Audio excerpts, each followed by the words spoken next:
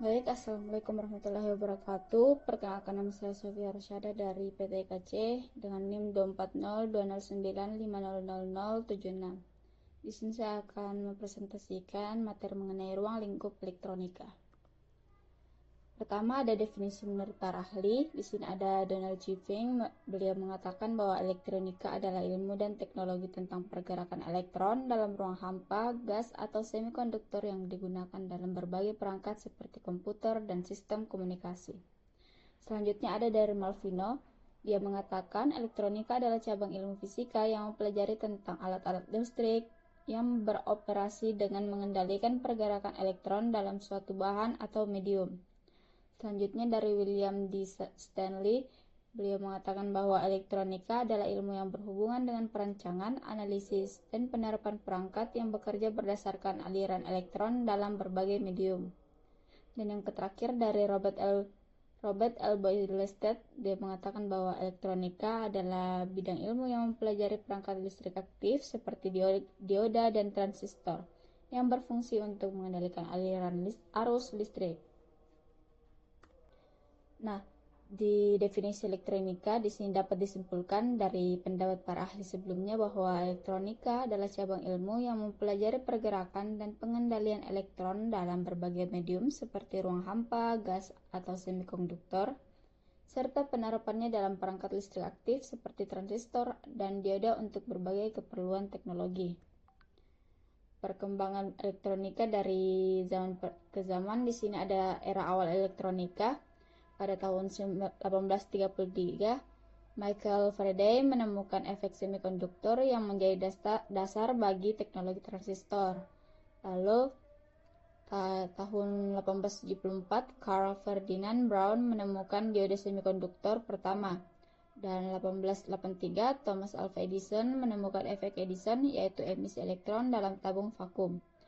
Di 1904, John Ambrose Fleming menciptakan dioda tabung vakum yang menjadi dasar bagi teknologi radio dan televisi. Lanjut ke era tabung vakum, di 1906, Lee De Forest menemukan vakum dioda yang digunakan untuk memperkuat sinyal dalam radio dan komunikasi. Di 1920-an, tabung vakum mulai digunakan dalam radio komersial, dan 1930-an televisi pertama dengan tabung vakum mulai dikembangkan. 1940-an komputer pertama seperti ENIAC pada tahun 1946 menggunakan ribuan tabung vakum. Lalu pada 1947 penemuan transistor oleh John Barden, William Shockley, dan Walter Brattain menggantikan tabung vakum yang besar dan boros biaya. Selanjutnya di era semikonduktor dan IC, jadi sekitar tahun 1958 sampai 1959, Jack Kilby dan Robert Noyce menemukan integrated circuit atau IC yang memungkinkan ribuan transistor dalam satu chip kecil. Lalu 1960-an komputer mulai lebih kecil dan efisien berkat IC. Di 1971, Intel merilis mikroprosesor pertama, yaitu Intel 4004, yang memungkinkan pengembangan komputer pribadi atau PC. Lalu pada 1975, komputer pribadi pertama bernama Altair 8800 diperkenalkan. Masuk ke era mikroprosesor dan komputer pribadi. Tahun 1980-an, komputer pribadi seperti IBM PC dan Apple mulai populer. Lalu 1983 diperkenalkan ponsel pertama, yaitu Motorola Dynatec 8000X. Lalu di 1990-an revolusi digital dimulai dengan munculnya internet, laptop, dan telepon genggam yang lebih canggih. Di era digital dan teknologi nirkabel, pada tahun 2000-an perkembangan smartphone, Wi-Fi, Bluetooth, dan internet berkecepatan tinggi mulai bermunculan. Lalu 2007 Apple merilis iPhone pertama yang merevolusi industri telepon genggam. Dan 2010-an elektronika semakin canggih dengan sensor, layar sentuh, dan AI yang mulai diterapkan dalam perangkat elektronik. Nah, di era elektronika modern dan masa depan, di tahun 2020-an, Internet of Things atau IoT, kecerdasan buatan AI, 5G, dan komputasi kuantum semakin berkembang. Teknologi nano dan semikonduktor semakin maju, memungkinkan pembuatan chip yang lebih kecil dan lebih cepat. Lalu, mobil listrik dan energi terbarukan berkembang, menggantikan teknologi berbasis bahan bakar fosil. Bermunculan juga penggunaan AI dalam perangkat elektronik seperti chatbot, robot pintar, dan sistem otomatisasi rumah. Lanjut, ada bidang-bidang elektronika. Jadi elektronika juga punya banyak sekali bidang. Di sini kita akan bahas 8 saja dulu. Yang pertama itu elektronika di bidang analog. Yang pertama adalah elektronika analog. Di sini dia menggunakan sinyal kontinu yang bisa memiliki nilai beragam. Contoh perangkatnya seperti radio, televisi tabung, amplifier audio. Lalu penerapannya itu di sistem komunikasi, penguat suara, pengolahan sinyal analog. Selanjutnya di elektronika digital, dia menggunakan sinyal diskrit yaitu biner 0 dan 1. Contoh perangkatnya itu seperti komputer, smartphone, dan microcontroller. Penerapannya itu di sistem komunikasi digital, pemrosesan data, dan kecerdasan buatan atau AI. Di bidang selanjutnya itu mikroelektronika, fokus pada komponen berukuran sangat kecil seperti transistor dan IC atau integrated circuit. Contoh perangkatnya itu seperti prosesor komputer dan sensor miniatur. Penerapannya itu di perangkat IoT, teknologi nano, dan chip komputer.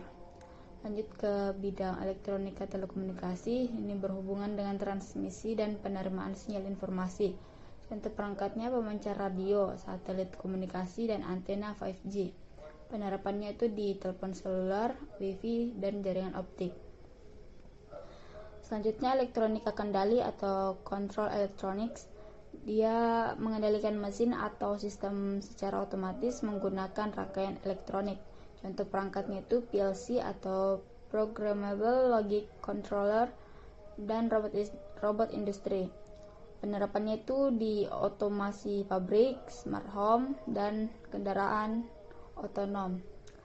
Lanjut ke elektronika daya atau power electronics. Di sini fokusnya pada konversi dan pengolahan energi listrik. Contoh perangkatnya inverter, konverter daya, dan UPS. Terus penerapannya itu di pembangkit listrik tenaga surya, kendaraan listrik, dan sistem tenaga industri. Lanjut di elektronika medis. Di sini menggunakan teknologi elektronik untuk bidang kesehatan contohnya itu seperti EKG atau elektrokardiogram, MRI, dan alat pacu jantung. Penerapannya itu untuk diagnosis penyakit, terapi medis, dan rehabilitasi pasien. Dan yang terakhir ada elektronika konsumen. Di sini elektronika yang digunakan dalam kehidupan sehari-hari seperti perangkat televisi, kulkas, AC, dan speaker Bluetooth. Penerapannya itu di rumah tangga, hiburan, dan kenyamanan hidup. Selanjutnya kita masuk ke materi sistem analog dan digital. Jadi sistem analog itu sendiri adalah sistem yang bekerja dengan sinyal kontinu, di mana nilai sinyal dapat berubah secara bertahap sesuai dengan waktu. Contohnya gelombang suara, suhu, cahaya yang berubah secara halus. Ciri-ciri sistem analog itu menggunakan sinyal gelombang kontinu atau sinyal sinusoidal, rentan terhadap gangguan atau noise, dan memiliki ketelitian tinggi dalam representasi data. Contoh perangkatnya itu radio AM atau PM, kedua ada televisi tabung atau CRT dan mikrofon speaker. Yang kedua ada pengertian sistem digital. Jadi sistem digital itu bekerja dengan sinyal diskrit yang hanya memiliki dua keadaan, yaitu 0 dan 1 atau biner. Data dikodekan dalam bentuk angka biner untuk proses lebih efisien. Ciri-ciri sistem digital itu menggunakan sinyal diskrit 0 dan 1, lebih tahan terhadap gangguan atau noise, dan lebih mudah dikombinasikan dengan sistem komputer. Contoh perangkatnya itu komputer dan smartphone, kamera digital, dan smart TV. Yang keempat di sini ada konversi ke digital dan sebaliknya. Jadi dalam banyak sistem modern seringkali diperlukan konversi antara sinyal analog dan digital. Analog ke digital atau ADC, analog to digital converter. Misalnya mikrofon menangkap suara analog lalu diubah menjadi sinyal digital dalam perangkat perekam suara.